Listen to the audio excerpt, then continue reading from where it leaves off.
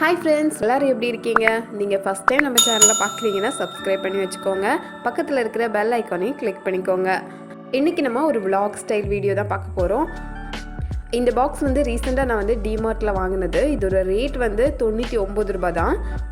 அதுக்கு மேலே படம் போட்டிருக்காங்க பாருங்கள். நம்ம வந்து கோலப்பொடி கலர் கலராக வச்சுக்கலாம், இல்லைன்னா நட்ஸ் வச்சுக்கலாம். பாதாம், முந்திரி, உலர் திராட்சை இதெல்லாம் இந்த மாதிரி வச்சுக்கலாம். அது தவிர கடுகு, ஜீரகம் அந்த மாதிரி போட்டுக்கலாம், இல்லைனா மசாலா ஐட்டங்கள் மிளகாத்தூள், மஞ்சள் தூள், மல்லித்தூள் அந்த மாதிரி விஷயங்கள் போட்டு வச்சுக்கலாம். இது தவிர நம்ம வந்து ஊக்கு, ஹேர்பின், சின்ன சின்ன ஸ்லைடு இதெல்லாம் போட்டு வைக்கிறதுக்கு கூட யூஸ் பண்ணிக்கலாம். மோதிரம், கம்மல் இந்த மாதிரி சின்ன சின்ன ஐட்டங்கள்லாம் அங்கங்கே தொலைஞ்சு போகும். அதெல்லாம் தொலையாமல் இருக்கிறதுக்கு இதில் போட்டு நம்ம ஸ்டோர் பண்ணி வைக்கலாம். இப்படி பல விதங்களில் பயன்படுத்தலாம். நான் வந்து இதை கிச்சனுக்காக தான் வாங்கியிருக்கிறேன். இதில் பாருங்கள் 7 அறை இருக்குது. ஸோ இது ரொம்ப யூஸ்ஃபுல்லாக இருக்கும். கிச்சனில் வந்து முக்கியமாக மசாலா பாக்ஸுக்காக தான் இதை வந்து யூஸ் பண்ணலாம் அப்படின்னு இருக்கிறேன். இந்த மஞ்சத்தூள், மிளகாத்தூள் அதெல்லாம் போட்டு வைக்கிறதுக்கு. ஃபஸ்ட் இதை வந்து நல்லா கழுவி காய வச்சிடலாம். இப்போ ஒரே பாக்ஸில் எல்லாமே இருந்ததுன்னா நமக்கு எடுக்கிறதுக்கு ரொம்ப ஈஸியாக இருக்கும். ஒரு சின்ன இடத்துல நிறைய பொருள் வந்து போட்டு வைக்கலாம். முக்கியமாக இதுக்காக தான் நான் வாங்கினேன். இதுக்கு முன்னாடி நான் வந்து இந்த மாதிரி டப்பாவில் தான் போட்டு வச்சுருக்கிறேன். இது என்ன அப்படின்னா, ஒவ்வொரு டப்பாவாக நம்ம திறக்க வேண்டியிருக்கு. மஞ்சத்தூள், மிளகாத்தூள், மல்லித்தூள் ஒன்றுக்கும் தனித்தனியாக எடுத்துகிட்டே இருக்க வேண்டியிருக்கு. திரும்ப அதெல்லாம் க்ளோஸ் பண்ணி அந்தந்த இடத்துல வைக்கிறதுக்கு அது கொஞ்சம் டைம் எடுக்குது. அப்படிங்கிறதுனாலே நான் இந்த பாக்ஸ் வாங்கியிருக்கிறேன். ஸோ இதை திறந்தோம் அப்படின்னா நம்மளோட மசாலா ஐட்டங்கள் எல்லாம் ஒரே இடத்துல இருக்கும். ரொம்ப ஈஸியாக நம்ம சமையல் பண்ணும்போது யூஸ் பண்ணலாம் அப்படிங்கிறதுக்காக. இப்போ இது எல்லாத்தையும் போட்டு வைக்கலாம். நான் இதில் வந்து எல்லாத்தையுமே ஃபில் பண்ண போகிறேன். இப்போ மிளகாத்தூளில் வந்து நம்ம அதிகமாக யூஸ் பண்ணுவோம், மல்லித்தூளும் அதிகமாக யூஸ் பண்ணுவோம். அப்படிங்கிறதுனால அதை வந்து 2 பாக்ஸில் போட்டு வைக்க போகிறேன். இது தவிர சாம்பார் தூளும் அதிகமாக யூஸ் பண்ணுவேன், அதனால் அதையும் போட்டு வச்சுக்கலாம். ஒருவேளை உங்களுக்கும் இந்த மாதிரி யூஸ்ஃபுல்லாக இருக்கும் அப்படின்னா நீங்களும் ட்ரை பண்ணி பாருங்கள். இது வந்து சில்வரில் கிடைக்கும். சில்வரில் வந்து ரேட் கொஞ்சம் அதிகமாக இருக்கும். 350, 400 அந்த ரேட்டில் இருக்கும். ஸோ அதனால் நான் வந்து இப்போதைக்கு இது பிளாஸ்டிக்கில் போதும் அப்படின்னு வாங்கியிருக்கிறேன்.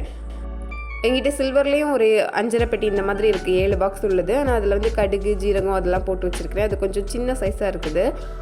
மசாலாலாம் போட்டு வைக்கிறதுக்கு அது வந்து பத்தாது. எப்படியும் ஒரு 3 நாளில் தீர்ந்து போகும். இது போட்டு வச்சோம் அப்படின்னா கண்டிப்பாக ஒரு வாரத்துக்கு மேலே 10 நாள் வரைக்கும் கூட இது வந்து கரெக்டாக இருக்கும். அதனால தான் இதை எடுத்துருக்கிறேன். இப்போ இந்த மசாலா எல்லாமே ஒரே இடத்துல ஆர்கனைஸ் ஆகிடுச்சு. அப்படிங்கிறதுனால நான் வந்து சமையல் பண்ணும்போது இந்த ஒரு டப்பாவை மட்டும் எடுத்தால் போதும். ரொம்ப ஈஸியாக வேலை முடிஞ்சிடும். திரும்ப இதை மட்டும் பூட்டி அந்த இடத்துல வச்சுட்டா போதும். இதுக்கு வந்து ஒரு ஸ்பூனுமே கொடுத்துருந்தாங்க. ஸோ இதுவே அளவு வந்து கரெக்டாக இருக்குது. அந்த ஸ்பூனையும் உள்ளே போட்டு க்ளோஸ் பண்ணி வச்சுட்டேன். தனித்தனியாக நம்ம ஸ்பூனும் இதுக்கு எடுக்க வேண்டாம். இது வந்து டிரான்ஸ்பரண்ட்டாக இருக்கிறதுனால என்னென்ன மசாலா இருக்குது அப்படிங்கிறத வெளியே இருந்தே பார்த்துக்கலாம். அதுவும் ஒரு நல்ல விஷயந்தான். அடுத்து நான் வந்து வாங்கினது 10 ரூபாய்க்கு நம்ம பொருட்கள் வாங்குகிற கடை. இந்த 10 ரூபாய் கடைக்குள்ளே போனோன்னா நிறைய சின்ன சின்ன பொருட்கள்லாம் வச்சுருப்பாங்க. வாங்குறதுக்கு ரொம்ப ஈஸியாக இருக்கும். எல்லாமே வந்து நம்ம அடிக்கடி யூஸ் பண்ணுற பொருளாக தான் அந்த கடையில் வச்சுருப்பாங்க. சரி போய் பார்க்கலாம் அப்படின்னு சொல்லிட்டு ஒரு கடைக்குள்ளே போனோம். சில கடைகளில் நிறைய ஐட்டங்கள் வச்சுருப்பாங்க. நல்ல யூஸ்ஃபுல்லாக இருக்கும். உங்களுக்கு வாய்ப்பு கிடைச்சதுன்னா நீங்கள் வந்து அந்த மாதிரி கடைகளை பார்த்தீங்கன்னா உள்ளே போய் பாருங்கள். நான் வாங்கின பொருட்களை உங்கள் கூட ஷேர் பண்ணிக்கிறேன். இது வந்து நம்ம ஷர்ட்டு போடுறதுக்கான ஸ்டாண்டு. ஷர்ட்டு போட்டுக்கலாம், இல்லை நம்ம கிச்சனில் கூட கரண்டி அதெல்லாம் போட்டு வைக்கிறதுக்கு யூஸ் பண்ணிக்கலாம். ஒரு 7 சட்டை வரைக்கும் அதில் மாட்டி வைக்கலாம். அடுத்து வந்து கீ போட்டு வைக்கிறதுக்கான ஸ்டாண்டு. அந்த ஸ்டாண்டுமே சாவி வடிவத்தில் இருந்தது. பார்க்குறதுக்கு நல்லா இருந்தது. இதோட ரேட்டும் 10 ரூபாய் தான். நம்ம கதவு பக்கத்தில் மாட்டி வச்சிட்டோம் அப்படின்னா கீ எல்லாம் அதில் தொங்க போட்டுக்கலாம். நம்ம வெளியே போகும்போது எடுத்துகிட்டு போகிறதுக்கு ரொம்ப ஈஸியாக இருக்கும். அடுத்து நம்ம தலைக்கு யூஸ் பண்ணுற ஹேர் கிளிப்பு. இது வந்து 6 ஜோடி இருந்தது. இதுவும் 10 ரூபாய். அடுத்து கிச்சனில் டீ வடிக்கிறதுக்கான அந்த டீ வடிகட்டி. இதுவும் 10 ரூபாய் தான். அடுத்து நான் வாங்கியிருக்கிறது பவுடர் போடுறதுக்கான ஸ்பாஞ்சு. இது வந்து குழந்தைங்களுக்கெல்லாம் யூஸ் பண்ணுவாங்க. இப்போ பெரியவங்களுமே இது யூஸ் பண்ணலாம். ஏன்னா நம்ம பவுடர் வந்து கையில் எடுத்து போட்டோம் அப்படின்னா ஒரு பக்கம் அதிகமாக இருக்கும், ஒரு பக்கம் கம்மியாக இருக்கும். அது சரியாக வந்து ஃபேஸில் வந்து தெரியாது. திரும்ப அதை வந்து துடைக்கணும் டவல் வச்சு. ஸோ அதுக்கு வந்து இந்த மாதிரி ஸ்பாஞ்சில் எடுத்துகிட்டு நம்ம பவுடர் போட்டோம் அப்படின்னா அது வந்து ஈவனாக எல்லா பக்கமும் ஒரே மாதிரி படும். அது கொஞ்சம் ஈஸியாக இருக்கும். அப்படிங்கிறதுனால இது வந்து வாங்கியிருக்கிறேன். அடுத்து இந்த டபுள் சைடு டேப்பு. இது வந்து 2 பக்கமும் ஒட்டிக்கலாம். நம்ம செவர்லலாம் ஏதாவது மாட்டணும் அப்படின்னா இதை ஒட்டிட்டு அதுக்கு மேலே நம்ம வந்து அதை மாட்டி வச்சுக்கலாம். ஸோ அதுக்காக வாங்கினது. ஆனால் இது வந்து அவ்வளோ கம் இல்லை. அதில் சின்ன சின்னதாக ஏதாவது நம்ம செவரில் ஒட்டி வைக்கணும் அப்படின்னா அதுக்கு வந்து யூஸ் பண்ணிக்கலாம். அடுத்து வந்து பொட்டு. இந்த பொட்டுமே 10 ரூபாய் தான் இந்த பாக்ஸோட. வேறு என்ன வாங்கியிருக்கிறேன் அப்படின்னு தேடி பார்க்குறேன். சேஃப்டி பின்னு. இந்த சேஃப்டி பின் வந்து 5 ரூபா தான். அதுக்கப்புறம் இந்த ஸ்பாஞ்ச் மட்டும் 30 ரூபா. இதில் வந்து ஒரு 10 ஸ்பாஞ்ச் இருந்தது. அதாவது ஒரு ஸ்பாஞ்ச் வந்து 3 ரூபா அந்த ரேட்டில் வருது. ஸோ பாத்திரம் தேய்க்கிறதுக்கு அடிக்கடி தேவைப்படும் அப்படிங்கிறதுனால அது மட்டும் 30 ரூபாய்க்கு வாங்கிக்கிட்டேன். ஸோ அவ்வளோதான் ஃப்ரெண்ட்ஸ். இதுதான் நான் வந்து 10 ரூபா கடையில் வாங்கினது. ஸோ இந்த மாதிரி கடைகளை பார்த்தீங்கன்னா நீங்களும் உள்ளே போய் பாருங்கள். ஸோ சின்ன சின்ன ஐட்டங்கள் நம்ம வந்து வாங்கிக்கலாம். அப்புறம் நான் இன்றைக்கி பூரியும் உருளைக்கிழங்கு மசாலாவும் செய்ய போகிறேன். அந்த சமையல் அப்படியே உங்கள் கூட ஷேர் பண்ணிக்கிறேன். ஸோ இப்போ வந்து எண்ணெய் சூடானதுக்கப்புறமா பெருஞ்சீரகம் போட்டிருக்கிறேன். அதுக்கப்புறம் நல்ல நீளமாக கட் பண்ணி வச்சுருக்கிற வெங்காயம், கருவேப்பிலை இதை சேர்த்து நல்லா வதக்கிக்கலாம். இது வதக்கினதுக்கப்புறமா 2 பச்சை மிளகா, அப்புறம் ஒரு சின்ன தக்காளி அதையும் கட் பண்ணி போட்டுக்கலாம். இது கூட கொஞ்சமாக மஞ்சத்தூள் சேர்த்துக்கோங்க. உருளைக்கிழங்கு ஏற்கனவே வேக வச்சுருந்தேன். அதை வந்து நல்லா மசிச்சுட்டு சேர்த்துக்கலாம். பூரி உருளைக்கிழங்கு யாருக்கெல்லாம் பிடிக்கும் அப்படின்னு சொல்லுங்கள். பிடிக்காதவங்க இருக்கவே முடியாது. இதில் கொஞ்சமாக தண்ணி சேர்த்துக்கோங்க. தேவையான அளவுக்கு உப்பும் போட்டுக்கோங்க. இது நல்லா கொதிச்சு வரணும். உப்பு போட்டு கொதிக்க விட்டுடலாம். இப்போ நம்ம வந்து பூரிக்கு மாவு ரெடி பண்ண போகிறோம்.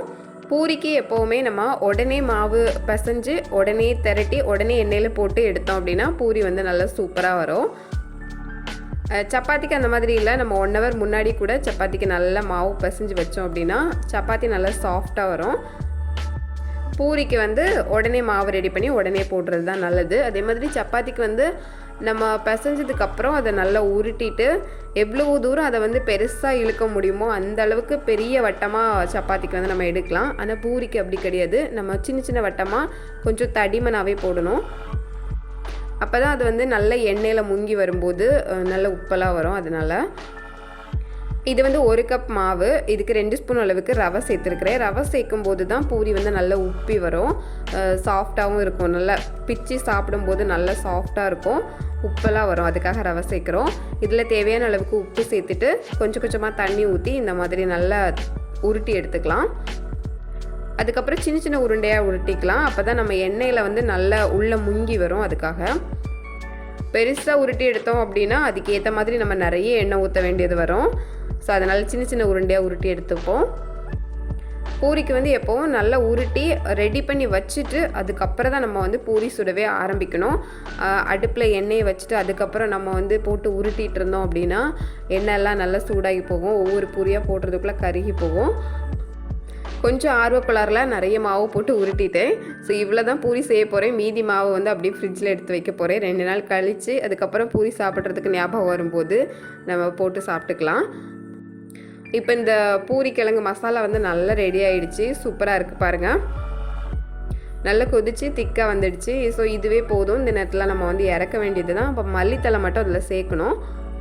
இன்னும் கொஞ்சம் வத்தட்டும் அப்படின்னு விட்டுருக்குறேன். இந்த நேரத்தில் நம்ம வந்து இந்த பூரிக்கு எல்லாத்தையும் வந்து உருட்டி எடுத்துக்கலாம். சொன்ன மாதிரி பூரிக்கு வந்து ஒரு அளவாக தான் உருட்டணும். சப்பாத்திக்கு வந்து நல்லா உருட்டி எவ்வளோ தூரம் பெருசாக்க முடியுமோ அந்த அளவுக்கு நல்ல வீதியாக கொண்டு வரலாம், மெல்லிஸாக கொண்டு வரலாம் சப்பாத்திக்கு. ஆனால் வந்து பூரிக்கு எப்போவும் கொஞ்சம் திக்காக இருக்கணும். அதனால் சின்ன சின்ன வட்டமாகவே உருட்டிக்கோங்க. ரொம்ப இழுத்து தேய்க்க வேண்டாம். இப்போ மல்லித்தலை போட்டு உருளைக்கிழங்கு மசாலாவை நம்ம இறக்கி வச்சுக்கலாம். ஸோ எப்படி சூடாக இருக்குது பாருங்கள்.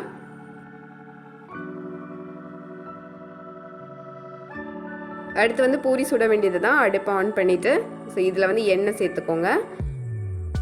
பூரிக்கு எண்ணெய் சூடாக இருக்கணும். சூடு கம்மியாக இருந்தது அப்படின்னா இந்த மாவு எல்லா எண்ணெயும் குடிக்க ஆரம்பிச்சிடும். அதோட மாவு வந்து உப்பி வராது. பூரி வந்து உப்பெல்லாம் வராமல் அவ்வளோ எண்ணெயும் குடித்து சப்பி போய் வரும். ஸோ அதனால் வந்து எண்ணெய் சூடாக இருக்குதா அப்படிங்கிறத கன்ஃபார்ம் பண்ணிவிட்டு அதுக்கப்புறம் வந்து பூரி போடுங்க. ரொம்ப சூடாக இருந்தாலும் கருகி போகும். அதனால் முதல்ல வந்து எண்ணெயை நல்லா சூடு பண்ணிவிட்டு அதுக்கப்புறம் மீடியம் அளவுக்கு குறைச்சி வச்சுக்கோங்க. அப்போ தான் பூரி வந்து நல்லா உப்பி வரும். இன்றைக்கி சமையல் இது தான், பூரியும் உருளைக்கிழங்கு மசாலாவும். ரொம்ப சிம்பிளான வீடியோ தான். இந்த வீடியோ இதோட முடிச்சிக்கலாம். வீடியோ பிடிச்சிருந்தால் லைக் பண்ணுங்கள். புதுசாக சேனலை பார்க்குறீங்கன்னா சப்ஸ்கிரைப் பண்ணிக்கோங்க. பக்கத்தில் இருக்கிற பெல் ஐக்கானை கிளிக் பண்ணி வச்சுக்கோங்க. உங்கள் ஃப்ரெண்ட்ஸ் கூட மறக்காமல் ஷேர் பண்ணிக்கோங்க. இன்னொரு வீடியோவில் பார்க்கலாம்.